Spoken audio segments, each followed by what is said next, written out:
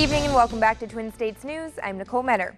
The Mississippi State men's track and field team is coming off a historic weekend at the Penn Relays that saw 2 school records fall, despite dropping in the overall rankings. The Dogs also posted 3 relay crowns, including 2 championships of America.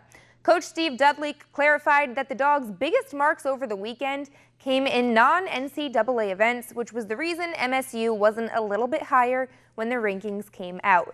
State does rank 5th best in the country, though, in the 110-meter hurdles, and they'll return to action next weekend at the SEC Outdoor Championships. Back on Friday, the Kansas City Chiefs traded up to take Ole Miss defensive tackle Breeland Speaks with the 46th overall pick in the second round of the NFL Draft. Speaks has drawn comparisons to Chiefs All-Pro Tamba Hali, and the diverse interior lineman spoke about his comparison to Hali and his excitement to join the Chiefs along their defensive front. I really don't have words for it, man.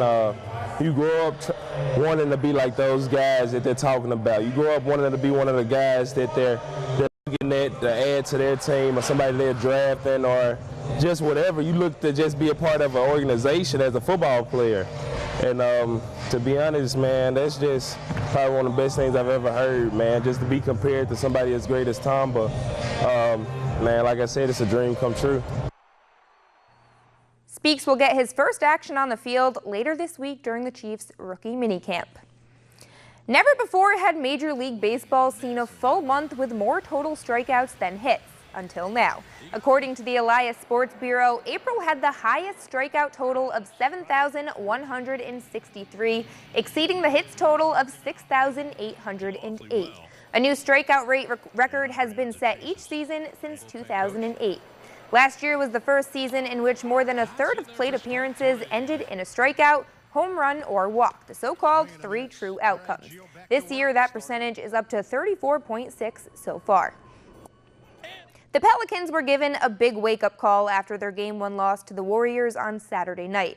The game looked nothing like their series sweep over the Trailblazers, and the worst part of it all is that Steph Curry wasn't even in the lineup. But tonight, Curry is back, so the Pels will need to buckle down in a big way.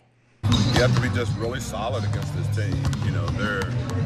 They're the best team, in this league by far, taking advantages of your mistakes, defensive misassignments and things like that, because it's something that I know they work on every single day. They work on reads. If you show out and they slip, you trail, then they curl.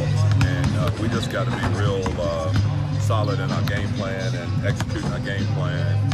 Another great shooter they have.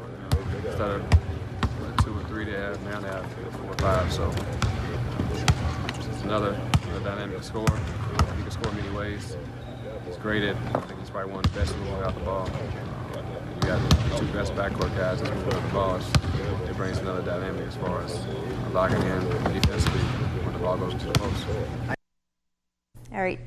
Tip-off comes up in just a bit, so you guys can flip on over to the game after you're done watching us. But what are you thinking for Game 2? Let's help the Pelicans. I mean, you always hope for the best.